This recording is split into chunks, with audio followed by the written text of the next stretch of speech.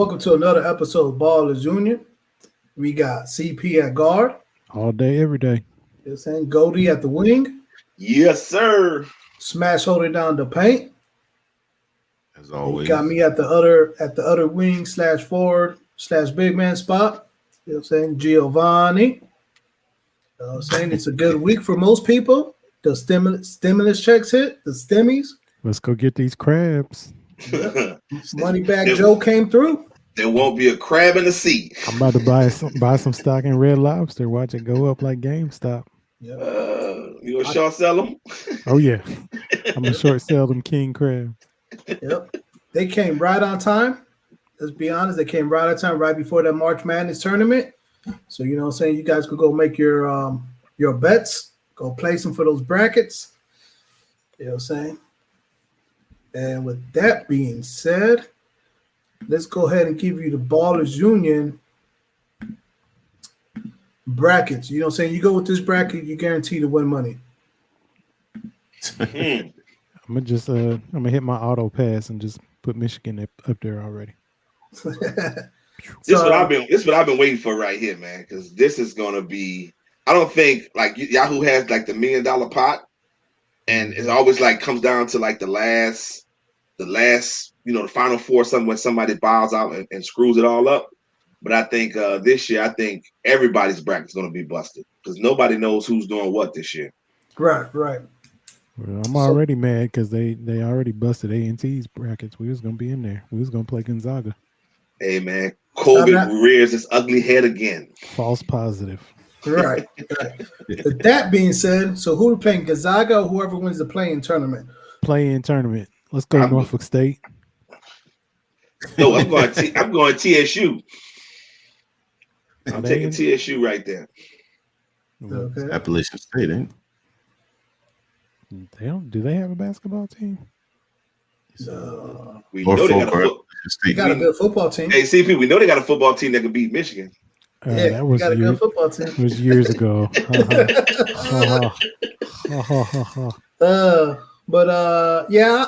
guess I go with Norfolk State too, and then it'll be Norfolk State versus Gonzaga. So you saying Norfolk State's going to beat Gonzaga? Yeah. You know what I'm saying? Everyone else agree with that? Nope, because TSU going to beat Norfolk State.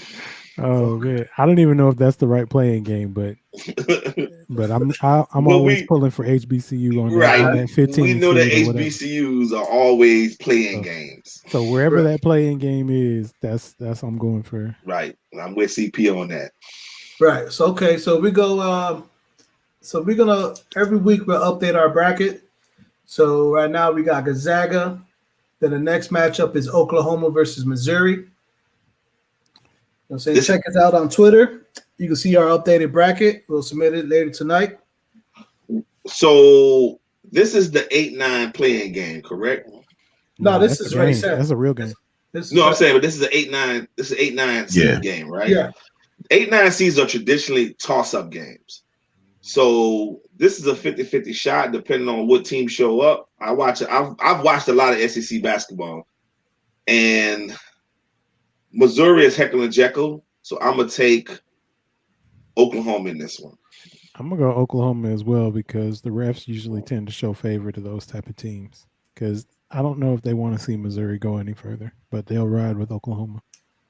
Okay, Smash, who you got? I'm gonna go Missouri in this one. Okay. You still there? It's not a bad pick. I mean, I would. It's 50 with them two teams. It's 50-50, man. They both haven't looked like dominant teams this year. So I gotta go. I'm gonna go with Missouri as well because I never believe in Oklahoma. They always suck come tournament time. Okay. Our next matchup is Cretan versus UCSB. I'm taking the Jaybirds. Okay. I guess I'll go with Creighton. I don't care though. Me neither. I wish it was a don't care bracket. Right. I'll wait till they get to the meat of the order. Right. Yep. I'm calling an upset as well. Smash, who you got? Creighton. Okay. Creighton. You gotta get us a tiebreaker on some of these matchups. It's the point. It's the Final Four tiebreaker with the points. Yep. All right. Next one is Virginia versus Ohio. Taking the Cavaliers, baby. Yeah, I'm gonna go with Virginia. I think their money up until the Sweet 16. They need to get enough people to believe in them so they can let you down after that. So I think they'll get 2 wins and everybody be like, "Watch out for Virginia now. They're dominant. They'll sneak up and get you." And then as soon as you're like, "Yeah, they will," then they'll lose. Yeah. So Gio, can you move the teams? Well, never mind. Go ahead. Yeah, I'm going for Virginia as well. And Same. So I don't like Ohio. You sound like Ohio. Hey, you sound like a Midwestern. I didn't say it. He rubbing off on y'all. He rubbing off. I ain't never y'all liked rubbing Ohio. off on him. I didn't even have to say anything, but y'all know where I stand. Yeah. All right. Next is USC versus another play-in tournament. I'm just gonna pick USC. This is Unless it's the HBCU, Right. Go ahead, pick USC. Right. okay. Man, That's give pretty much- me the rapper. Give me Drake. Is that where Drake is? It's Wichita State and Drake are the play-in game for them. Oh, I'll take Drake on that. Drake had a crazy year. They had the little the Bulldogs, right? Yeah. Yeah, I'll take the Bulldogs. I'll take Drake on that. Okay, so we got another upset right there. We got the next one is Kansas versus Eastern Washington. No, that's Kansas. Kansas. Yeah. There's no point of even discussing that. I don't know. That could be close though. I'm not buying it. What? They Close? just had Then they just had 2 players out with Oh, COVID. is that for? No, that's Oklahoma that's got a person out for COVID, isn't it? I thought it was Kansas too. They just because they missed the tournament. The 2. I think they'll be back for this one though. Oh, okay. But I'm sure Kansas second stringers are far better than Eastern Washington's first stringers. Yeah. I think it might be a close half, but after that, Right. The talent, the depth chart will show itself in the second half. Then we got moving along, we got Oregon versus VCU. Oregon. Oregon. Yep. They don't got Shaka no more, so I'm gonna go with Oregon. I got to go with the uniforms on that. So Oregon. He's picking like a lady, ladies and gentlemen. Those uniforms are pretty. I'll take them. I hate that court though. Yeah, it does. Oh man, that's an ugly court. Now this is the play. CP. This is where the playing game for the HBCU. I know for sure is with the Michigan one. Yeah, no, but we got one more before that. Is Iowa versus Grand Canyon, but I'm pretty sure we're all gonna pick Iowa. Who's Grand Canyon? Is that an online school? It might be. They're like University of Phoenix. Right. Hey. Go Birds. So we got Michigan versus another play-in tournament. I'm definitely going with Michigan. Shout out to Juwan Howard. He's finally getting recognized to be considered as an NBA head coach, which we said this years ago. Now, if this is where the HBCUs are, then I'm sorry. Oh, where's the love?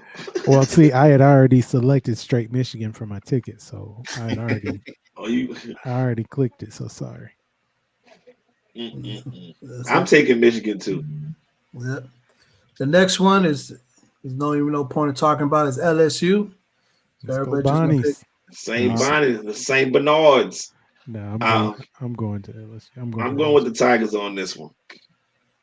Yeah. Wait a minute. What was y'all football record this year at LSU? Go Tigers. We talking about basketball right now. It can't be no worse than Florida State's. No, what was y'all record though, for real? In football, yeah, finished 500, 6-6, but whatever, 5-5. Give me LSU. If the football team had a bad season, then the basketball team should be all right. Okay. Colorado versus Georgetown. I'm going Georgetown. I'm gonna go. I'm going Colorado. I'm gonna go Colorado on this one. Colorado's the higher seed, right? Yeah, but I'm going with Georgetown because they were balling. Yeah, and they're gonna win one at least for Coach Thompson. Yeah. I'm gonna switch on that note. That's right. I'm gonna switch with that. I'm gonna go with G-Town. I'm still going Colorado. The next matchup, Florida State versus Greensboro. Let's go UNCG. Let's go Spartans. I'm going for the Spartans. Florida State. He playing with his heart, not with his head, ladies and gentlemen. I'm just playing locally. That's all. I'm just supporting local business. I'm going Florida State as well. I'm taking the Seminoles. Good pick. Yep. Then we got BYU versus another playing tournament. The Mormons, going with the fighting Mormons. Unless they play in the fight. Wait a minute, who is Michigan State or UCLA? Dang, Michigan State is a playing game? That's a playing? I got to go with Tom Izzo. Sorry. Yeah. Wait. Michigan State and UCLA is the playing game. Yep. Yeah. Wow. So I'm taking Michigan State. Yeah, I got Michigan State. Tom Izzo built his team for this, so right. Yep. Michigan State it is across the board. Damn. We got Texas versus Abilene Christian. Abilene Christian. I'm taking Texas on this. Yeah. I don't know how Abilene Christian even made it into the tournament. I didn't know there was a Division I school. I think they met a quota. Yeah. It had to be the affirmative action on that one. I'll take Texas as Ain't well. Nothing to affirm there. We got UConn versus Maryland. Taking my Huskies, baby. I'll go UConn on that one. But that one could be an upset, to be honest with you. Yes, it could. UConn. I didn't even think UConn would make the tournament. They may have, due to COVID, they missed like 10 games of the season. So I didn't even think because they didn't play enough games, they got the Ohio State treatment and they let them in the tournament. Yeah. Give me the Terps. Right. Then all right, we got Alabama versus Iona. Now that might be a good game because that's Patino's squad, but it's not going to be close. I'm gonna go Alabama. I'm taking Oregon. I'm rolling with the Tide. I heard you. Everybody rolling with the Tide, huh? Yeah. All right, Spash as well. Unfortunately. Right, Smash? Hey, sometimes you gotta eat your vegetables, man. That's it. All right, and on the other side of the bracket, we got Baylor, the first seed, versus Hartford. Oh, that's Baylor. I'm taking Hartford in this one. What? I'm taking Hartford in this one because Big 12 teams traditionally don't do well in these tournaments for some reason. This is true. Outside of Kansas. And this is true. So I'm going to go with the upset here. There is going to be, let me say this and put this on wax. There is going to be a 1-16 upset in this tournament. There will be. Only if it's from the HBCU. I don't care who it is, but it's going to be a 1-16 upset. Okay. As long as it's not Michigan. Oh, that'd be terrible. That's not good for the culture. This will be my last Ballers Union. He'll be like that meme when what's his name, Anderson laying on the couch crying. That'll be CP. Right. Our next matchup, North Carolina versus Wisconsin. Go Heels, go America.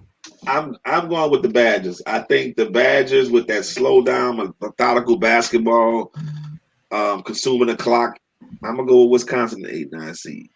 Tar Heels. I have to agree with. He said Tar Heels. Yeah, I'm going with the Badgers as well too. I think Tar Heels going to get one.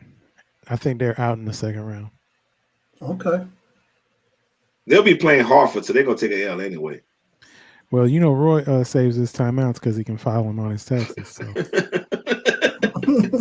He's like, I saved 78 timeouts this year. Right. By just letting them play and not changing anything. Right. Let them figure it out. Right. Figure that L out. You're saying we got next matchup is Villanova versus Winthrop. I'm gonna take Villanova. I'm gonna take Villanova as well.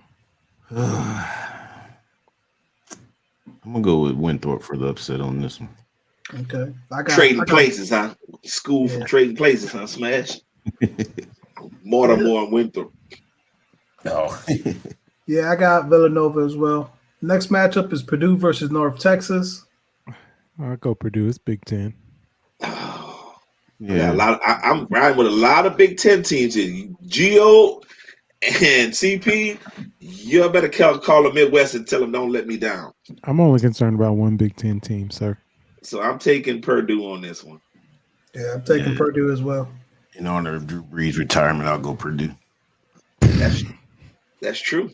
I don't know, but never mind. Better not, because y'all don't have any wide receivers over there. All y'all wide receivers gone. Y'all running the ball all year next year, CP. We ain't gonna go nowhere anyway. We just lost Matt Prater. We don't even got a kicker. The Lions always had a kicker. So y'all running the ball and going for 2 all year. Right. Let's get back on track. We got Texas Tech versus Utah State. I'm going for. Oh, my bad. Go ahead. Go. I'm going with the 2 pistols. I am going for the Utah State Aggies simply because they're the Aggies. Okay. And they're the ones who they're the first crowd to do like the "I believe we can win" chant that the soccer teams adopted. So I'm rolling with them because they get the crowd hype. Okay. And somebody's got to lose, and Texas Tech seems like the suckers to do it. I'm going with 2 pistols. What you got, Smash? Utah State. Yeah, I'm going with Utah State as well, too. There we go. I would say Aggie Pride, but these the other Aggies. I'm the lone soldier in this one, huh? Yeah. I think I'm in the money if I win this one, fellas. Yeah. Our next matchup, Arkansas versus Colgate. I'm taking the Razorbacks. It's hard to root for teams where you don't know where they're located. Colgate. Mm-hmm. Yeah, I'm going Arkansas as well. Smash, who you got? I guess I'll go with Arkansas on this one. All right. He said it disgruntledly. Right. Next matchup, Florida versus Virginia Tech. Oh, Virginia Tech. I'm going to go upset season and go Virginia Tech on this one as well. I am going the same direction. All right, yep. I like Virginia Tech more than Florida as well, too. Oral Roberts. Yep. Oh, okay. Don't even say the other team. The other team is Ohio State, if anybody was wondering. Nobody was wondering. I'm going to, because Ohio State upset Michigan in the conference tournament for the conference crown, I'm going to go Ohio State. Yeah. I'm going to go with CP and go with Oral Roberts. There we go. I knew I had a friend out here. Yeah. I'm going with Ohio State as well. Y'all could cry together. Look, I can take one wrong. Yeah. You say you got the rest of them right, CP? Yeah. The next one is, we all know is Illinois going to win that one. So, who's playing? Drexel. I do kind of want to pick Drexel, but I'm gonna do it. Go Drexel. That's my 16 over 1 seed. I have no faith or even now. I do know where Drexel is, but I have no faith or knowledge that this will actually come to any sort of close knit game besides 0-0 at the tip. But I'm going for it just for fun. That's the only guarantee, huh, CP? I guarantee at some point it'll be tied from 15 to or from 20 to 1959. I know that it'll be zeros unless they get a technical at warm up and start the game 1-0. I'm going Drexel. Oh, this is funny. Ride that 1 second of momentum. I'm in honor of Geo, because that's his favorite love is Illinois. I'm gonna ride with my boy on this one, Illinois. All right. Our next matchup is Loyola Chicago versus Georgia Tech. Tech hot. You got to go with Georgia Tech. I'm taking God's team. I'm taking Loyola Chicago. Oh, is that the one with Sister Mary Clarence? Yes, yes. I'm taking God's team. Well, I'm taking God's engineers at Georgia Tech. you just biased towards engineers. That's all. Hey, Rambling Rick. Yeah, who you got, Smash? Georgia Tech, man. Georgia Tech. Of course, I forgot he from. Well, it got Chicago in it, so I'm picking. You already know where I'm going with it. You just rooting for the nun because you like Notre Dame, right? and Catholic. Sister Jean, ain't that her name? Yeah.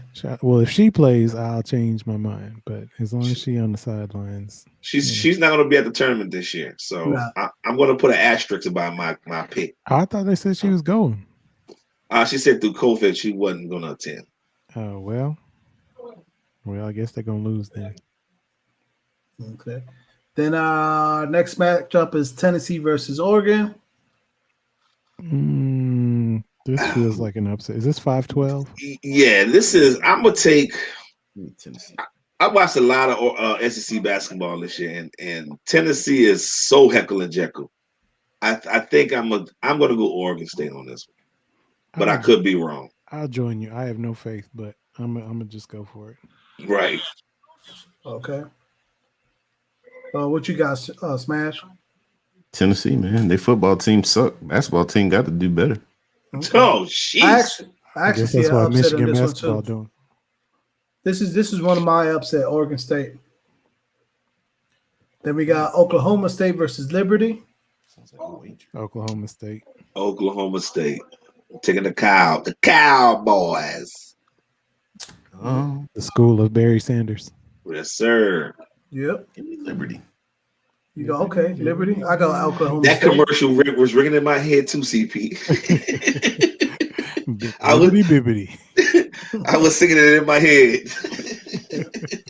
Next, we got San Diego State versus Syracuse. This is a tough one. This is really a tough one.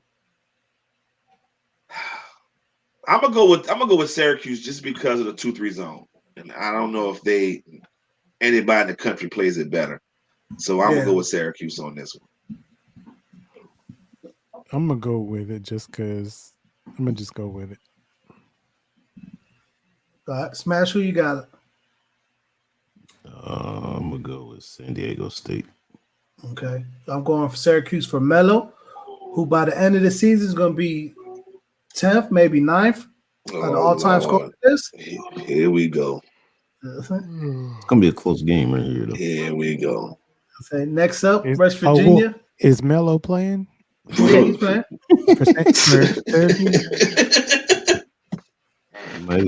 He might well. Nobody else knows. This is the first. Now, this is the first year I don't know anybody on Syracuse team. Anybody. I feel like Derek Coleman's still on there. Right. And Billy Owens, right? Right. Oh, but you guys are wild. All right, we got West Virginia versus Morehead State. Morehead State keeps a good bowling team, but I don't know about their basketball team. So I'm going to go with West Virginia. I'm taking Morehead State in this one because I'm pissed off that LSU got an 8-9 play-in, and they played nobody in the Big 12. So I'm going with Morehead State. I'm going for the upset of this one because I'm pissed off about the seed. Yeah. I got West Virginia. Who you got, Smash? Same. West Virginia. Okay. Then we got Clemson versus Rutgers. I don't believe in Rutgers in anything, so I'm gonna go Clemson. Right. Yeah, same here. Yeah, I'm going Clemson's as well. Clemson. I'm going Rutgers. Okay. And then Houston versus Cleveland State. Hey, man, I'm riding with the Cougs, baby. U of H all day. Yeah, I'm rolling with that. Okay. Yeah, I go with Houston as well. Yeah, that's unanimous. Okay, Houston across the board. That's what's up. Because the professional basketball team ain't doing crap. So I gotta take the other hometown team. Shoot. Right. Well, yep, we'll definitely have that updated tonight, and then next week we'll see if we was 100%. You know what I'm saying? Long as West Virginia loses, I'm good. Yeah. So saying, you know my matchup. I got Kansas versus Illinois for the championship. So you riding with Illinois for real? Yep, all the way through, man. Darren Williams not playing. You know that, right? Yeah, it's all right. He wasn't playing that well when he was playing for him. Yeah. What's the other one that went to the Rockets? Luther Head, Luther Head. Oh my goodness. What's the other guy's name? Augustine. What's the top? Brian Cook. Brian Cook, this 3-point shooter. I thought Augustine went to Texas. No, the DJ August. We had the center, a white boy named Augustine. And speaking of DJ Augustine, he just got traded to the Rockets. Again? Yep. He's still playing? Yeah, he's like 32, 33 years old. He's still playing. Dang. Yep. All right. Now moving along, we're gonna start this new segment. It's called GeauxDee Buying It. Mm-hmm. They're saying, and today's topic, if GeauxDee's buying it, is Deshaun Watson just got a lawsuit or getting sued for sexual misconduct or sexual harassment. I don't know the details. The lawyer that filed the paperwork is neighbors with Cal McNair, who's also Cal McNair is also known to be the CEO/owner of the Texans. That's the inmates running the asylum or the whatever. Yeah, that's that guy. You know what I'm saying? Also, this lawyer, he put up all these billboards saying for the Texans to draft Johnny Manziel because Johnny Manziel was the greatest college football player ever. Wait a minute, Gio. I don't mean to get off subject. Is that bear behind you crying? Yeah. The Jordan bear. The bear has the Judd crying face on it. Yeah. It's hilarious. I just noticed that. Y'all just knew y'all was getting Russell Wilson, didn't you? Nah, I knew we was not gonna do nothing right. He was black, so the simple fact for him being black is when I knew we was not gonna get him. Well, that's in question. Hilarious. Yeah. Oh, so do I make my pick now, Jill? Yeah. Go ahead. Are you buying it? I'm buying it. I'm buying this. It was a massage parlor, and he's asking for the happy ending. He's known to hang out with porn stars. So, Deshaun Watson. Yeah. Oh, okay. Remember the chick that went to Florida State? It was hot at one time. I can't remember the chick's name, and she was a porn star all through college. Dang. I can't remember her name, but him and her hang out a good bit. So I'm buying this. I think he got a freaky side. Okay. Hey. You heard it. He got the inside tip because it isn't. He's out there in Houston. Yep. For me, I'm just gonna. I don't know the timing of this and who's doing it. Doesn't sit right, but we'll see. We'll see what happens. But see, and I kind of want to debunk the theory that Cal McNair, they live in River Oaks, they're neighbors, and he put up the billboards. I mean, why would he, if they're trying to trade him, why would they want to kill his trade stock? They don't want to trade because the head coach, what's his name? Well, that's true too. Because he said Watson's I just can't think of his name at the moment. He said Watson is our quarterback. Color. Yeah, Busby, right? Oh, no, Cullen, the head coach. Yeah. He's saying Watson's our quarterback and blah blah blah blah. Even though Watson said I'm not playing, he said he's our quarterback. He's playing. I'm like, okay. I mean, they're leading the league in signing 1-year deals, so they got a good shot at it. Yep. They got Tyrod. Hopefully, they got a good medical staff. Right. Just don't take no injections, Tyrod. You know what I'm saying? And then let's go ahead and get into the meat and potatoes. This is what everybody been waiting for. The whole Facebook page been leading up to this. Is the Ballas Union standards for Hall of Fame. Oh my goodness. And you know what's funny is that we talked about this last week, and it's like we know everybody watched Ballas Union, right? So this is sparked the topic. We had like 3 or 4 after the episode. We had like 3 or 4 ex-NFL players come out and try to stake their bid for Hall of Fame. Yep. Right. Yep. So let's. You want to start with the football side or the basketball side? It's all hilarity. They'll say, all right, I'm gonna start with the basketball side. You get a vote for me in the Hall of Fame if you have your own signature shoe, not a shoe deal, but your own signature shoe. That's a criteria now. Okay. No, I said that you get a vote for me for the Hall of Fame. That's a geo criteria. Yeah. They'll say so. The Derrick Rose, you're in. Chris Webber, you're in. Grandma J. Wait. Chris Webber is not in because of those Dada shoes with the spinning wheel on the side. Yeah, that's exactly why he's in, because of the Dada shoes.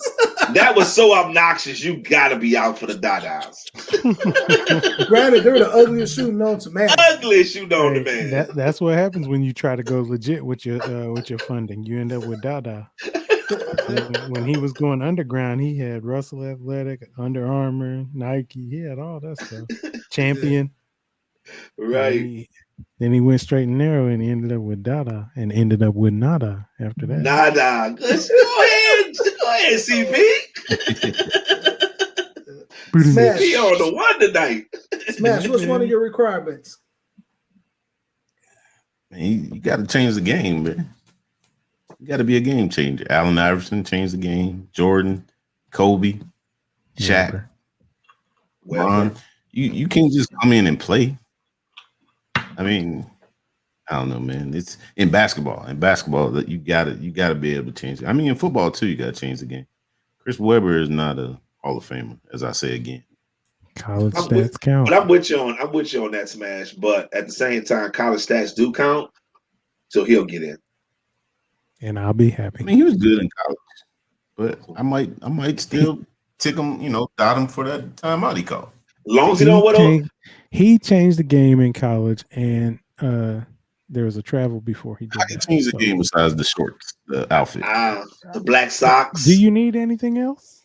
The black socks. I'm just saying, like, if you just saying he changed fashion, okay. I wouldn't even say he changed attitude. Fashion.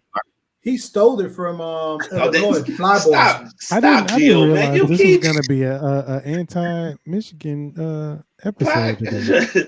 Come on, Gio. You and these Flyboys, man. Stop. Hey, look it up, man. Look it up, man. Know your history. No, stop. You know your history. Jitting over juking. So how about that? The Midwest haters commit, Smash. Yeah. We just need to step to the side. Stick to sports. Jeez. So who else was a borderline basketball player? Like, is Derrick Rose a Hall of Famer? No. His Memphis days were tainted. His Memphis days were definitely tainted. I don't think he's a Hall of Famer. Well, he's not a Hall of Fame. He needs to make like a conference championship. He did. Another one. He had to come back fast. No, I meant like one more. I got you. Not ever. But he needs like one more like good run. I got you. Even because nobody likes to credit him for his MVP season. They just say he stole that from LeBron, which I'm okay with anyway. But if your only, I don't want to say your only claim to fame, or your most significant thing is kind of hijacked and you don't even get credit for that, it's going to be hard to get in. Right. So, yeah. Well, to piggyback off Smash, they literally changed the rules, and it's called the Derrick Rose rules now because of him, about rookie contracts. Well, that is just circumstantial. He was just the rookie that it happened for. Yeah. It's not like he did. It's not like he was Kurt Flood or something. Right. Trying to break the fruit, trying to break free agency, right? Wide open. I do think a criteria that needs to be in there is, like, we try to compare era to era to era, and I think that's kind of when you look at it stat wise, but I think the impact that you've had in your era should play a part in you making the Hall of Fame, because you got you got tangible evidence that he did good, that person did good or bad in their era. So I think that should be part of it too.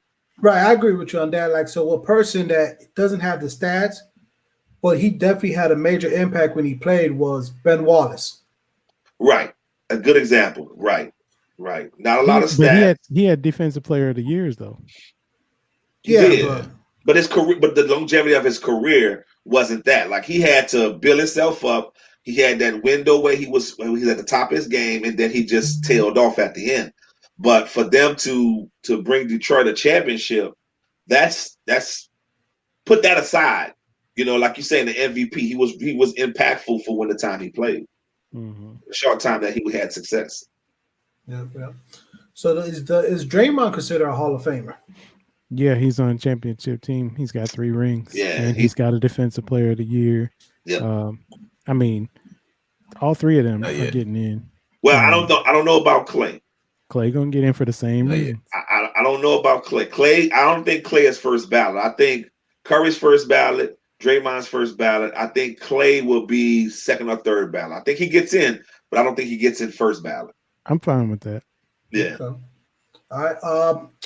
One person we briefly talked about it last time, Stephon Marbury. He gets in.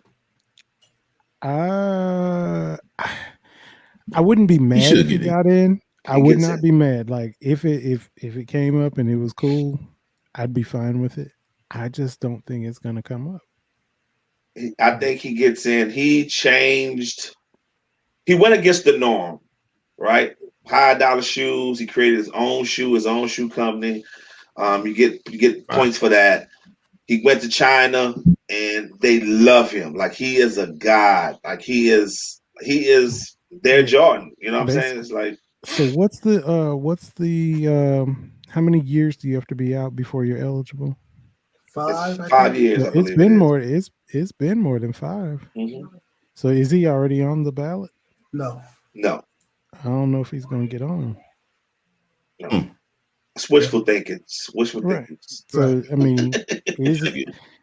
mean, and again, if I'm Marbury, I probably don't care because like I got statues all over China, and I might be the logo of the CBA, or is it called CBA or CBL, whatever. You know what I'm talking. I might be I might be Jerry West of that, right? Or Kobe of that. So if I don't make Naismith, I will be okay. Right. And then the last one for basketball before we switch to football is Brandon Roy. No. He's he might be first ballot. I'll wish it didn't go that way. What if what if award? He's definitely and he might not even be first ballot of that because Grant Hill is on there and T-Mac is on there, but they both got in. So maybe after you get rid of the Hall of Famers anyway, maybe he's on that. Now that Excel filter. Here's the back door to that though. Roy is he's really a really good high school basketball coach, and he's winning at a high rate. Now, if that career continues on at this clip, that he may can get in as a coach. That's gonna have to be a while. They want you to build up a resume in like 20 years. Yeah. But he's doing well as a high school coach. Like he's really winning.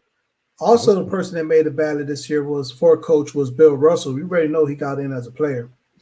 I feel like this is just ceremonial because he was player coaches. I mean, anytime you bring up Bill Russell's name in basketball, like it's automatic. Yeah. Like who doesn't like Bill Russell? I mean, Bill Wall. Who doesn't like him? Right. I mean, and he's also the first black head coach. So right. So I mean, if he's, I don't know. I feel like you don't even need to waste time. Just make a new ceremonial, annual, whatever, and put his name on it. His name is on the MVP trophy, correct? Yeah. Yeah. The finals MVP. The finals MVP trophy, right? Right. Okay. Now to the NFL. We had a whole bunch of NFL players. Some of the NFL is kind of. So how many years you have to be good? Let's start off with that. Because we got players like Gale Slayers that's in the Hall of Fame. He only played 5-6 years. Here we go. No, I'm just saying. Hey, I'm just saying how many years you got to play in. I'm not saying nothing else. So we got like a player like Gale Slayers. He only played like 5 or 6 years. He automatically got in. So did Terrell Davis. Yeah, Terrell Davis only had 4 good years. He played 4 years, probably. Yeah, 4 years. You know those little check sheets when you create a player on like Madden or 2K, and it says if you get 10 out of these, 20 things, you can get in the Hall of Fame. That's what Terrell Davis did. He was like, all right, championship, rushing. That's 10. Bye. 4 seasons. I'm out. Right. Let me return this back to the Red. But he was a product of his era. Like he did that window of time, just like Ben Wallace. That window of time, he was great. There was nobody touching him, you know. So it's those anomalies that get in, and he's one of those anomalies. Right. Now, here's another thing. Does it hurt you if you played a long career and had a short window of greatness? Ask some of the Showtime Lakers. I need an example. Well, we're in NFL right now. Eli Manning be an example. Oh, sorry. We're in football. My bad. Eli's getting in. Matt Stafford. He's still getting in, but he shouldn't get in. I hope not. Eli's getting in. I hope he doesn't get in, but he gets in. He's in. We know it. Don't even hold your breath on an argument. Just accept it. Just if there were football royalty, that Manning family is definitely considered football royalty. Philip Rivers gets in. Yes. Probably. Yes, he deserves to be in. He never made an All-Pro. That's okay. Sorry, but he has consistently won ball games. He may not have won championships, but he has always put up numbers, and he won ball games. He's just not in the playoffs. He lost in the playoffs too. I mean, I put him in the same category with Dan Fouts. Yep, that's a good one. I put him in the same category. Put up a lot of numbers, but just never was able to get over the hump. And didn't he have didn't he win a playoff game with like an ACL? Like a torn ACL? Yeah, they'll replay that all the time. And he's a really good fantasy quarterback too. So. And if anybody has the time to procreate 12 kids and an NFL career, Hall of Famer, man. Well, that's why I'll give him Hall of Fame just for 12 kids. He didn't want to deal with them kids, man. Right. I ain't giving him nothing. He ain't getting no Hall of Fame on my ballot. Now, at the end of the day, that sounds personal, Smash. That damn he had a good was career. spot on, man. It is what it is. Celebrate him. That's it. Move on. That was spot on. But I will say, anytime you just have somebody who's just a genuine old school, he's just a football player. Mm-hmm. Like he played the game, he talked trash. He went out there and played. That's all you can say. You ain't gotta say, oh, he won this, he won that. He was a football player, and he went out there and played. They're gonna salute that.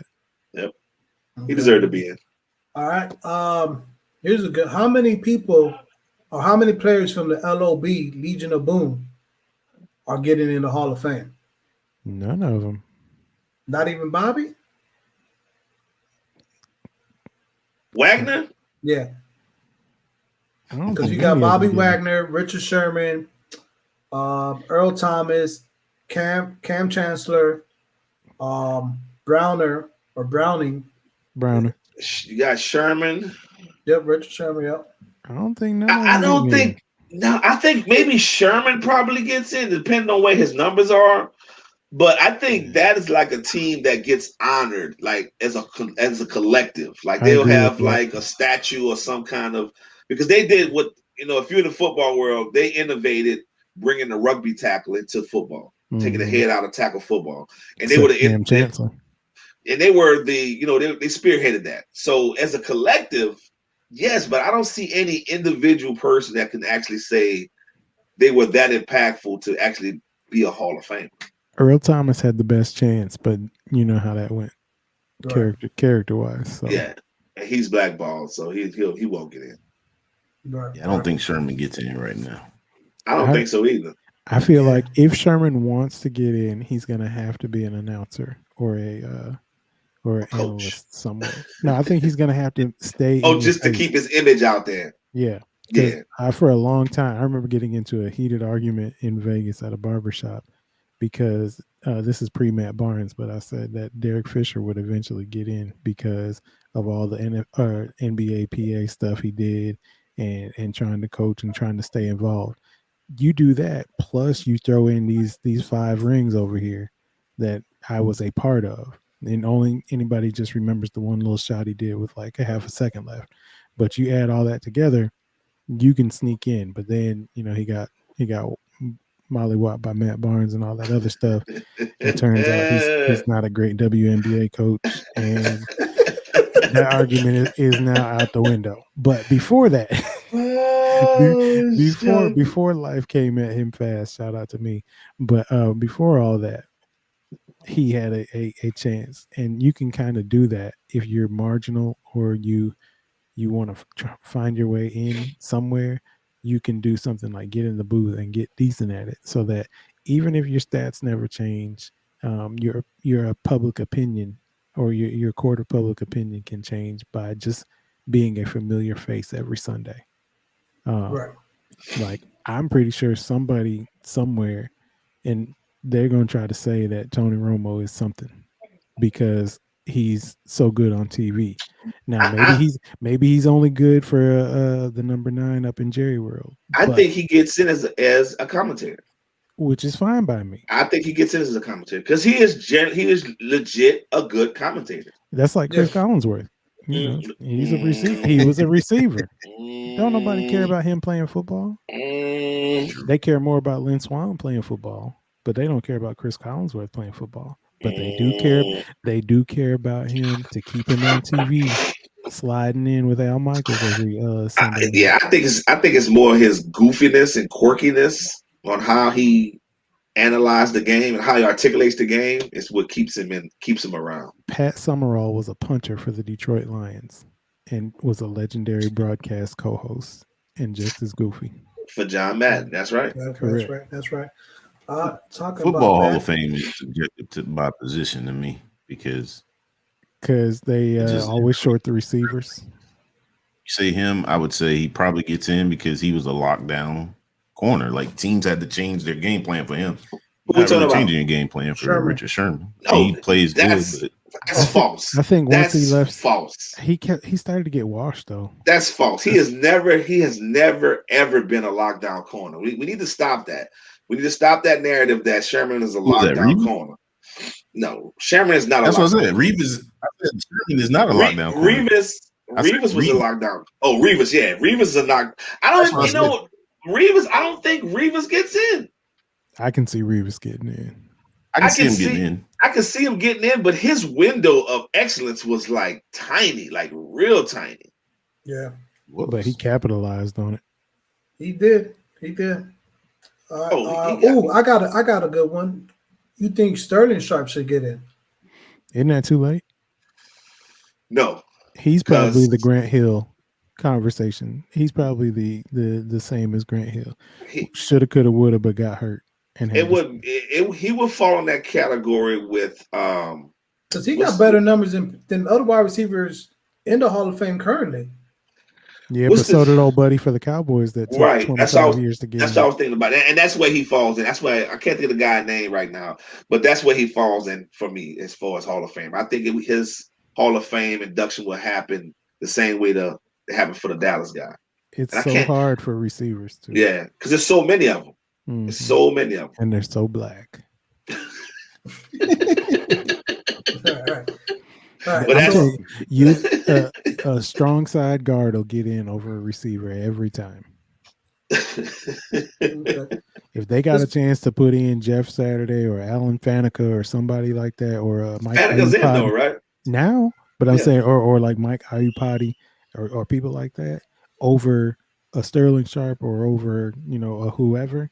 I don't know. We'll just say Keyshawn Johnson. But just for comparison, I'm not even tripping on that. But they'll do that 10 times out of 10. Yeah. What about the Pouncey? They'll put a Pouncey in. Which one? No, I bet you they'll put in Villanueva before they put in the Pouncey twins. Yeah, one of them should be your first ballot. The Pittsburgh one in Pittsburgh. Yeah, they both retired. Yeah, they both retired. I think at the same time. Yeah. Was the Pouncey? One's a center, one's a guard. Yeah, but did he play with the Pittsburgh team with? No, that's too late, right? I'm thinking about Jerome Betts. He didn't play with Jerome. That's kind of. Did they win a Super Bowl though with him though? Right? Yeah, they won a Super Bowl with him, the second Super Bowl. Yeah, he gets in. I don't know about the other brother, but I know he should get in. Yeah, and then let's switch it up. So Tony Dungy, should be in it. Does Mike Tomlin gets in as a Hall of Fame coach? Yes, because he only had one losing season in his tenure as head coach in Pittsburgh. Aside from all that, he's in the family tree of a lineage of a football family of the Rooneys and the Steelers. That's one of those teams, and they don't switch coaches often, so you have to honor that. So he'll ride that all the way in, if for nothing else, and he got a ring out of it. So, but I give him a knock because in 14 seasons he's never hired a black offensive coordinator or defensive coordinator. Yeah, but Canton doesn't care about that. I'm just saying. we care about that. I'm pulling my smash right here. He don't get in. Right. Yep. All right. And let's get your guys' thoughts on this. Shaq said something the other night. He's saying that the WNBA should lower the rim so they could be able to dunk, and it'll bring in more excitement, more fans. If you bring in more excitement, more fans, that's more revenue. So maybe they could help with their pay. This is why I disagree. This is this is Shaq just talking to get people talking. Shaq is a billboard for all publicity is good publicity. Second of all, if you do that. Hold on. So if somebody other than Shaq said it, would have been a good idea? No, that's what I was getting to. So second of all, you say that's going to bring things in, but then you're going to still call it a subpar product, and then you're going to have actual visible metric proof, not just I watch it and I don't like the way it looks. Now you're going to have statistically, metrically, this is different, and I don't rock with it because it's not real. It's just giving it another disqualifier. And nobody takes. Let's be honest here. Nobody takes the WNBA basketball serious anyway. All right, let's be honest about this. We watch it, we support it, but we don't clamor for their playoffs. We don't clamor for their championships. You know what I'm saying? They are more revered overseas as women basketball players than they are in the U.S. All facts. The U.S. game is mundane. It's stale. They look like they struggle to make layups, and lowering that rim by 1 foot. They do it like he said. They do it in volleyball, right? They lower the net to be more competitive, more exciting to watch. By lowering that, how much volleyball do you watch? A lot. How much men's volleyball? How much men's volleyball do you watch? Not a lot. That's not the same thing. That's not apples to apples. But what I'm saying is the attraction of it would be you would get by lowering the rim, you'll get more above the rim play. Right? They can shoot the basketball, they can dribble, they can do everything that the men can do below the rim, but they don't get the above the rim game. And by you lowering that rim down 1 inch, 1 foot, you get the above the rim game. I guarantee you that's not going to change anything because we won't even watch certain college men's basketball games, and that's shorter distances from jump shots. That's more competitive, more love of the game, as some people like to say.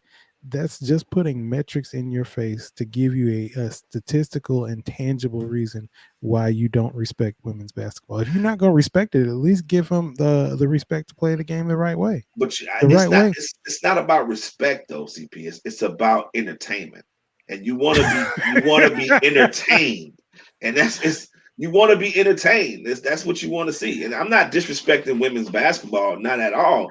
But it's a stale game. It's not exciting to watch. I think that's the disconnect, though. If you make the WNBA entertaining, you are discrediting a whole gender. But the NBA is entertaining, right? No, but the NBA. The NBA literally changed the rules for entertainment. Right. With the on-ball defense. But there's enough skill to back it up. They always make rules to. So you're saying women don't have the skills to back it up? No, what I'm saying. You make my point. No, what I'm saying is, what y'all let me get through is, if you choose strictly entertainment, 100% entertainment, that's going to trickle downstream in this whole movement of respect, equality, equity, I don't women's empowerment. know. We respect Tarazi's game, right? We respect Candace Parker's game, right? Yeah. We respect all the great players in women's basketball. We respect it. But for every one of them, there are 20 others that are the gap between a great women's player and the average women player is far greater than the NBA. Fair. You know what I'm saying? Fair. So by you lowering that rim, you have to entertainment has to be part of this. If you make it entertaining, that means you're drawing more sponsors, drawing more eyeballs to TV, which is going to attract those sponsors. You know, you're filling up more stadiums. You know, you think about with the NBA 3-point line, right? With the college 3-point line.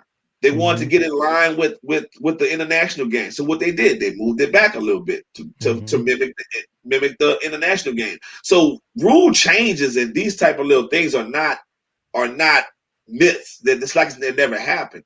I'm not saying that, but those are horizontal lines. When you change a vertical line like that, you're literally changing the aspect of the game. Well, they started playing basketball on a peach basket, and then it went to a rim. So and what year was that? But I'm just saying. I'm just saying. I mean, I know it's kind of out there, but I'm just saying things change for the better, and by them lowering the rim by 1 foot, that's changing the game for the women's game for the better. You gonna pay them more? It's going to pay themselves. What's going to happen is going to pay themselves because again, you're going to get more eyeballs. To pay them more. I don't agree to pay them more because if you don't have the sponsorship to actually sustain, you're not filling up the stadiums to sustain that. The NBA's paying the 2K players, and they got no revenue, no sponsorship. Nobody's watching that. In selling out, I feel like those women I feel like those women will end up selling a lot more than they're really bargaining for. I don't think the grass is greener on the shorter side. I think that it's AstroTurf. And also, if you want to make a type of comparison, let's make the field smaller for the men's soccer team then, because the women have been killing for decades at this point, and the men can't barely make the NIT. Right, I agree. Now that's an argument where the women should pay more, and the men make hella money. Yeah, now that's and everybody racist. But again, Gio. Again. Well, the women's soccer team brings in all the revenue, so they should have went on strike and got paid. But let's get back on track with the basketball. My side of it, I understand what you're saying with the taking it as a disrespect, but I remember playing in Japan. They had a Filipino league, and they had an 8-foot rim. They were saying they lowered the rim down to 8 foot. Man, it was so fun playing that rim because I was Vince Carter out there. Every time I got to the hole, I was dunking. But did you take it seriously? Yeah, I took it seriously when I posterized everybody. You know what I'm saying? It was fun. It was entertaining. I had the best time of my life playing basketball. You know what I'm saying? I had to tell my mom was Filipino just to get in the league.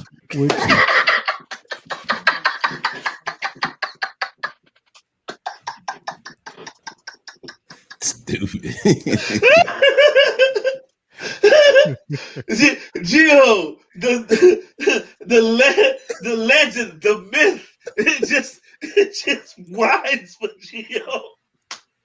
Oh my goodness. So here's where I'll rest my case after this. Oh boy. If you make the rim 8 feet, or if you do whatever you're gonna do, there's going to be a lot more Geos in the league professionally. And I'm fine with that. Really? I'm fine with that, man. That's going to turn into a clown show. No, I mean, I understand. If I'm Breonna Stewart or Diana Taurasi, or if I'm Sylvia Fowles or whatever, if I'm everybody good, and now I'm playing up against Geo. Like, I've bastardized the game. What am I No. doing here? I'd rather go back to Europe where I'm respected and I'm paid and I'm playing the game that I love, I learned, and I grew with. And But they could do it too, somebody will though. put some respect on my name. But why would they? But They're CP, already killing. But aren't there great players that play below the rim?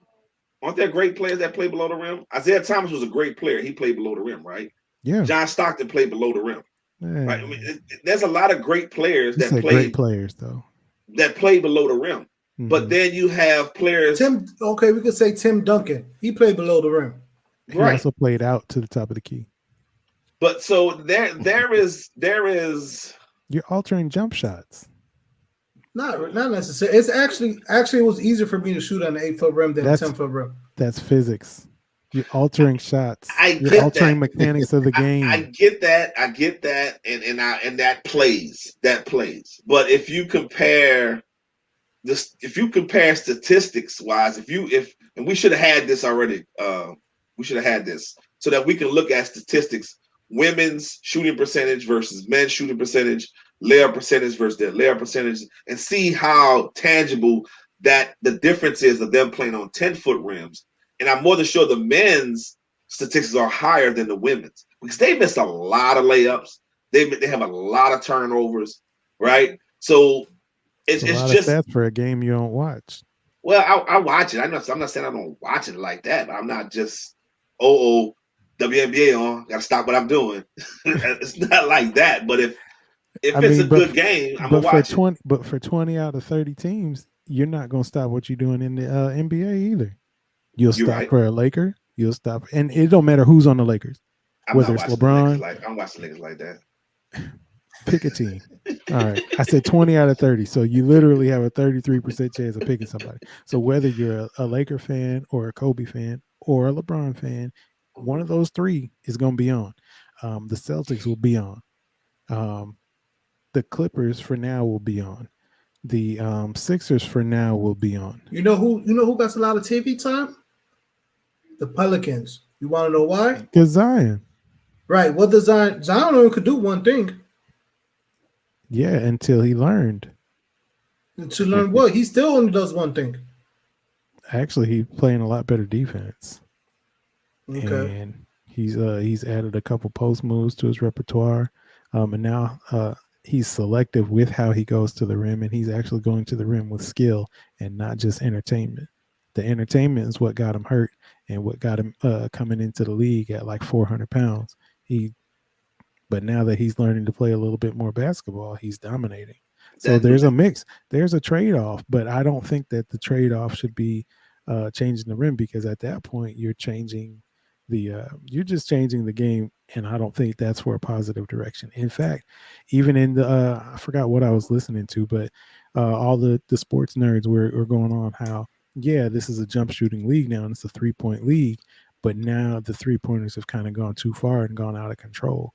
And with the game changes, now you have all these kids who are practicing and who are learning to do more jump shooting. So if you change the target in any way, shape, or form, now you're changing all of your future pipelines too, and you're going to end up creating a longer lineage of monsters that you're not really prepared for or don't really like.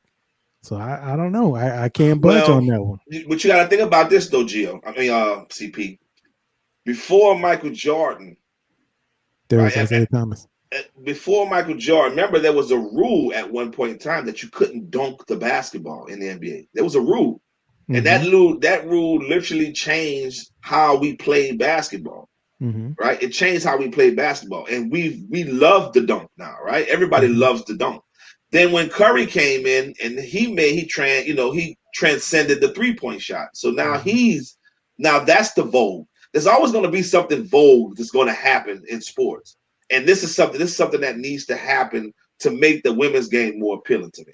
Answer me this. How many times, and again, this goes back to my, not my original, but one of my points I made. A lot of that stuff you just talked about were horizontal movements. Whether it's changing the length of the key or the width of the key, whether it's adding a line that you can step back and shoot from, whether it's using your ability to get close to perform one of those dunks, whether it's how boring the dunk contest is now, whether it's adding the little half circle in the back so you can delineate between charges and blocks. All of that stuff are impact the game horizontally. How many times have they changed the vertical aspect of the game? How many times have they changed the size, the shape, or the distance of the rim to the ground? Well, saying you could dunk or not, I consider that a vertical, and changing the 3-point line, I'll consider that as well. That's only vertical if you're it's not vertical. The only part about a vertical is the arc that you have to put on it. And if you make that change, it's going to have more of an effect than you think. That backboard's going to hit different. So you're telling me that anything below the rim is kosher to change? The width of the court, the length of the court, the distance from the free throw line, the distance from the 3-point line, anything below the rim is kosher to change. But we can't change anything above the rim. That's what you're saying. No, what I'm saying is I don't think that change is going to yield the results that you're looking for. But they don't have an above the rim play is part of basketball. Being able to play above the rim is an essential part to playing basketball. And that part in the WNBA is not there. It doesn't exist. So by you lowering that rim, by now you bringing a whole nother tangible into the game of women basketball. Now you get to see them. You get to see the ladies that can jump, that can get to 9 feet, but they just can't get 10 feet. Now you get to see the game being played above the rim, and that aspect is totally missing in the WNBA. Candace Parker says, "Oh, I'm going to breed my next child that I'm breeding because she's breeding kids." No, not Coach Candace. I'm just joking. But her words. What my next kid is going to be able to dunk. There's no scientific fact that your kid is going to be able to dunk because there aren't any women that scientifically can just go out there consistently in game and dunk the basketball. And that's a part of basketball that needs to be in the women's game. Right. This is what I'll say, the lowering it for the more dunking, more entertainment part, I'll say is like one, women basketball. If you love basketball, if you love watching basketball, you'll love women basketball because they're very great at the fundamentals. They play the game right. They're saying the passing, the shooting, everything. What the NBA is now, they basically stole from women's basketball. You know what I'm saying? But what women's basketball? So you got people that love basketball watch women's basketball or watch the WNBA. What they're missing is the casual fans, and the casual fans don't want to see a fast break layup. They want to see a fast break dunk. The casual fans. But right now, Shaq is saying in this league today, where we literally just saw a playoff contending, championship contending team drive down the hole to make a game-winning layup. And they pulled up for 3 and they had a 3-on-1 break. So this league that is currently the better league is full of jump shots. And now we're telling the other league, the inferior league, that they need to change their game so that they can get butts in the seats when we know playing above the rim is dead. But for that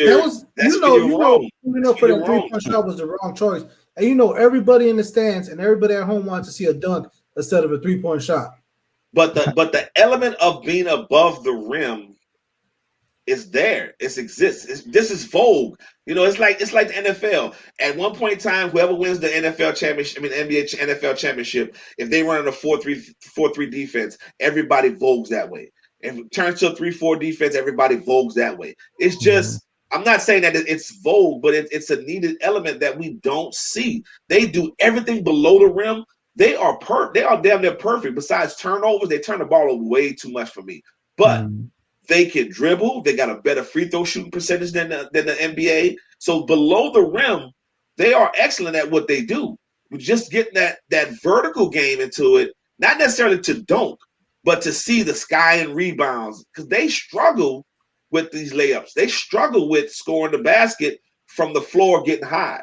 And by lowering that rim, you get a more athletic game coming out of these women versus what we're seeing right now. I don't think y'all gonna change CP's. No, we're not. Right. But it's this what makes for good content. It's fair points, and I respect it. But I definitely think, and even from the small sample size that we've seen, so like the Brittany Griners, the Lisa Leslies, even Candace Parker, the Candace Parkers, the Sylvia Fowles, the people who have been able to kind of tower over. It looks appealing and it's cool, and then it's WNBA still. Yes, can they go down and yam like Vince Carter, or can And they that's do not what I'm putback asking dunks? for. No, that's not what I'm asking for. But I'm asking on for an 8-foot rim. You can. I'm not asking. Yeah, I'm not but going. then so 8 can foot is everybody ridiculous. else, Now, and that's it just becomes ridiculous. a clown show. Yeah, that's Like a clown show. You 8 turn foot. it into trampoline basketball, which is fun, which is entertaining for 5-minute clips. You know, right. on your bathroom break when you're watching TikTok or something. Yeah, I'll watch Slam Ball or whatever it's called, but like, do I want to have Doris Burke and Mike Breen out here at the Jump Olympic trampoline double flip 8-foot rim bat? Nah, like. I'd rather just respect the game for where it is. I definitely think change is coming, and I think change is necessary. I'm just not certain if the juice will end up being worth the squeeze of a 9-foot rim. I think that has a butterfly and a snowball effect at the same time. Okay. What's your stance on the Smash? I don't watch the WNBA anyway, but no. I knew that was coming. I mean, it was a long conversation about a sport that none of us. We probably ain't watched 10 games collectively between all of us. I watched more than 10 games. Oh, I used to have tickets to the Detroit Shock when they were here. I mean, Yeah, so. And I had a crush on Slim Cash. I still think that the only thing that's going to help the WNBA, whether you lower it or keep it the same, is them teaming up with the NBA. Like, they're going to have to either play before them, or the NBA guys are going to have to. They got to play in between them. Right. You say you got to play at halftime? Like before, like before get them. We're gonna get canceled. Y'all gonna get canceled. That's two different podcasts. Y'all getting canceled on Taco Brothers, and you getting canceled on Ballas. I am not affiliated with any of network cease to exist, ICP. Yeah. Have they played co-ed in the All-Star game? Yeah, they used to do the little skills joint. The little 3-ball game. They do that. I think they need to bring that back, because what you're missing is you're missing a lot of exposure of the women's league. Because when the WNBA is on, you start watching other sports. Unless you just got a team that you following, but nobody's really just watching WNBA right now. So. But let me ask this question to you, Smash, because you're the span that Gio was speaking of. If they were to lower that rim by 1 foot, and that's an element of the game, would you tune in to see what it looks like? At first, no. I mean, at first I would, because it would be exciting, but exactly. I mean, I actually like watching that excitement is college basketball, because they have more intensity. But what'd you say, CB? You'd watch it for a quick second. I honestly don't love college basketball. I think there's a select few teams that I'll watch, but I'm anti. I'm not gonna say I'm anti, but I just don't love the college game. But I respect it. I will say this though: if I'm the WNBA and I've just put in all this work to fight for not even just paychecks, because I'm still losing that battle and never gonna win. But if I'm putting all this effort in to fight to be able to travel to games a little bit better, not have to like fly Southwest standby to get to games, and I don't have to bunk up with teammates every single time, and I don't have to fight for maternity leave and all those rights, and then you turn around and tell me we're going to lower the rim so we can be entertained, you're going to have to put it in writing in a contract, and you're going to have to highlight the trade-off. I'm going to need all my demands met. So I'm gonna need everything I just said, and I'm gonna need that money set in stone, and probably early as a signing bonus. Because if you want me to sign up for this, then I'm gonna need my guarantees and not just my wishes. But I agree with that. If that rim lower by 1 foot and it draws in that casual fan, it draws into the hardcore fans, and the revenue goes up. This is all about revenue. With basketball, complain about. We're not talking about we're not talking about a female CEO that's doing the same job that a man is doing. We're talking about there is a supply and demand, and there isn't a great demand for women's basketball. But also, that's a 100-year-old league to a 25-year-old league. Right. So if we look at early NBA or ABA or whatever, or white ball only at that point, so what I get about what you're saying, yeah. So what about the rule that there's no 8-second rule to cross half court? What about that rule? The men have it, the women don't. So what about that rule? Should that rule change to mimic the men, or did they put that rule in because it was harder for the women to get the ball across half court versus the men getting the ball across half court? So we're trying to again, we're looking at below the rim. We're asking about things below the rim. But there is a vertical game to basketball, and that vertical game is missing in women's basketball, and it has to be in there. And by lowering that rim a foot, it's going to bring that vertical game in. I don't think it makes it to be a gimmick. I think it just makes it help them out, like the 8-second rule across half court, 10-second rule across half court. Fair. Put that in there, it helps the game out. I feel like if you do that, and I just said the word if, but if you do that, the ifs got to be wins or guarantees. Like you can't lower the rim and then wait to see what the profit is going to be, and then we'll work out a collective bargaining agreement with sharing and all that stuff. Like if you signing me up for this other side with green grass, you're gonna have to go ahead and pay me first. Right, and I agree. And then money has nothing to do with this, though. Money has nothing to do with this. But you just said it's about revenue. Yeah, it is. It is about revenue, but the revenue. Give me my revenue before you make yours. The revenue has to be there. I can't pay you what we don't have. Like there are teams. Have you seen stocks? No, you can't. You can't. How am I going to pay somebody when the revenue is not there? When the average seating. The average, no, I get what you're saying. But you can't recoup that money. How can you? I go to the bank and get a loan for $100,000 and I can't pay it back. Like Smash said, you're going to have to partner with the NBA, or you're going to have to take. They already partnered with the NBA. Is part of the reason why they even surviving to this point. Is the reason why they survive. They're going to have to double survive, and this is where the money resides. Bars. But you're going to have to do all of that, and you're going to have to cut some serious checks, and not for a foot, not for a foot, man. That foot ain't coming down then. You can't move the foot for because you're making it sound like someone is being disrespectful to the women's game. Well, that's I don't think that the juice is worth the squeeze. So I got to look at it that way. That's still my original argument. It's not disrespect. It's not disrespect. Right. You got to sign me up for a futures contract then at least, or pay me in Bitcoin like Russell Okung. Like you're going to do something. I agree. You're going to have to make the other side a little more tangible. And the NBA has the capital to front the money, because the bottom line, the only reason why you lower the rim is to bring in more fans, which is going to bring in more revenue. Right. So with that being said, NBA has the capital to front the money to the WNBA. Let them get all their demands met. You know what I'm saying?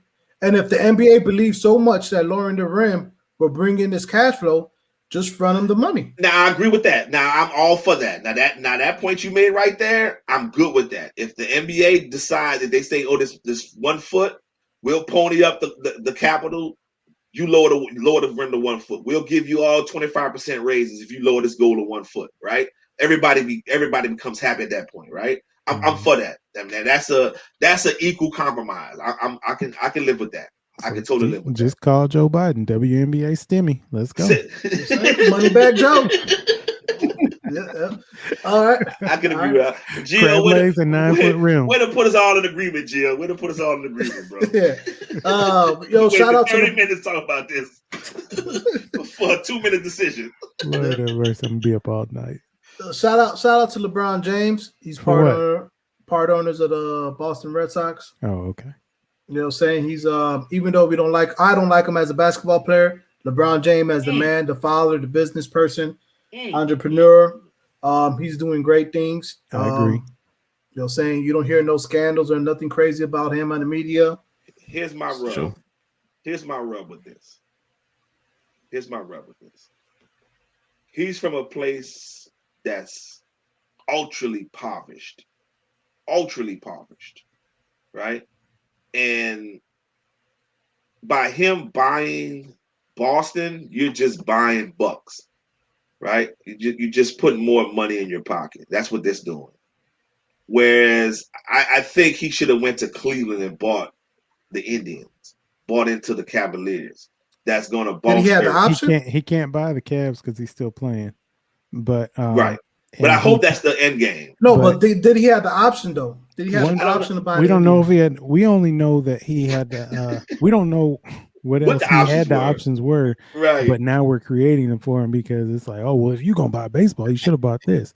Right. But the Indians haven't changed their name yet. The Indians, he don't even ride with the Indians. He was a Yankees fan before that. So there's a few things. There's a few more pieces of red tape that he'd have to cross to get the Cleveland team. There's a completely different ownership group, and it's not like he's buying like a 51% stake. Yeah, he's a minority shareholder. He's going to buy like 0.5% and probably use that to jump into another ownership group to get something else. Maybe it's the Marlins with Jeter, or maybe it's the Mets because they're going to go through some more restructuring soon. Or maybe it is eventually the Indians if they change their name, or there's some other things where what he's attached to doesn't get him much backlash. But I don't see him holding on to the Red Sox for very long. And if anything, this might be a move for his super team to flip that into some other growth opportunity. Right. I feel like this is I think this is a small 5 years at the absolute max, but I really feel like it's like a 1 to 1.5 to 3 year deal that's going to help him get his foot in another door, because it's almost up. His time in the league is almost up, whether he's trying to wait around for Bronny or whether he's going to wait around long enough to win the scoring title, or maybe he's trying to get 6 rings, maybe all of the above. But we're talking about like 3 more years. And so if these 3 years, he's just building that equity in ownership type of deals, that's a fair trade to hop out with triple his investment and then throw that into something that he really wants to do. And maybe that is Cleveland, or maybe that's the Cavs, because at that point he can do it. My 2021 mantra is stop asking for inclusion and get our own. And I hope that this parlaying of these big branding that he's amassing, being able to get a big piece of the Red Sox, it's a profitable brand, right? Mm-hmm. Hoping that this wealth that he's amassing is for a greater cause, to better us, versus just because with the Jay-Z effect with the Brooklyn Nets, how they hoodwinked Brooklyn and did all the stuff to get that arena where they are now, with the what is called eminent domain, mm-hmm. But that cachet was able to get that done. Yeah. I'm hoping that cachet is that it's a long. I hope it's a long game is what I'm trying to say. Hope it's for a greater cause to help down the line versus just helping that white owner amass more wealth because you got that image tied to you. I don't even think that's even in play. I feel like it's more of what you're talking about. Mm-hmm. And I hate the phrase, especially how overused it is, especially when you don't know what you're talking about. But I hate the phrase chess, not checkers. But this feels like a strategic business plan. Right. And so I'm not really tripping. Like, I'm not. Yeah, I'm not tripping with it either. I just want to know. I just hope that it's a better end game than what we're seeing right now. That's all I'm. All right. I'm not even looking at the front game. I'm just gonna wait at the end to see what comes out. Yep. All right, guys. Let's go ahead and wrap this up. We've been. This is one of our longest episodes yet. That's because y'all was disagreeing with me. It's y'all fault. It's always good content, man. We always can't agree all the time. Makes for good content. Yeah, we definitely went into overtime. Let's go, Oral Roberts. Oral Roberts, baby. Smash, you got anything to say? Yeah, I was gonna wait to make my announcement, but y'all know I retired and I just got a job. I'll be Did you get it? New head coach of the Ballas Union, Buck Knuckles. So, congratulations me. Head coach me. Buck Knuckles all the way. Knuckle if you buck, baby. And why are we the angry deer? Because you got a nuck if you buck. That's a buck. That's a buck. We keep it a buck. Why you didn't put a buck, like an actual buck? Because he ain't got that check yet from lowering the rim. And then he got stereotyped. He got gold teeth when he smiled. You gotta have some gold if you bucking, baby. Hey. No, but We gotta put out a warning for Smash now. Yeah, man. We cannot let you. Thank God this is pre-recorded. Oh man. Hey, put that on a hat though. For sure. That's definitely a logo. Good stuff, Smash. Good stuff. GeauxDee. I just, for all that we talked about today, it all comes to talking about change. Let's not be resistant to change. Let's be open to change. Let's be open to ideas and ideologies that will better each other, not hurt and hinder each other. And that goes for sports. And I'm on my CP kick in life as well. There you go. CP. In the spirit of continuing an argument, even after it's ended, I will counter that and I will remind everybody that all that glitters is not gold. However, I will say that doesn't mean you don't keep searching through and for the next pot. So keep moving and don't be deterred if your answer or your suggestion or your idea isn't the one that wins. And if it is the one that wins, at least turn around and make sure that you educate, inform, and get people on your side instead of standing on your mountain and bragging about what you got, which is throwing in the last topic. Right. Yeah. And then I'll close out with this.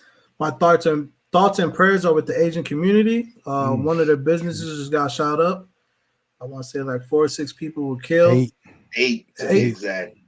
8 to be exact. Yeah, it's just crazy, man. Just crazy. We got these Smash hometown. Dang. Yep. These domestic terrorists, and then that's what they need to be called. That's what they should be labeled as, is instead of whatever the media fluff term they like to use that day. But on that, we're out. Peace.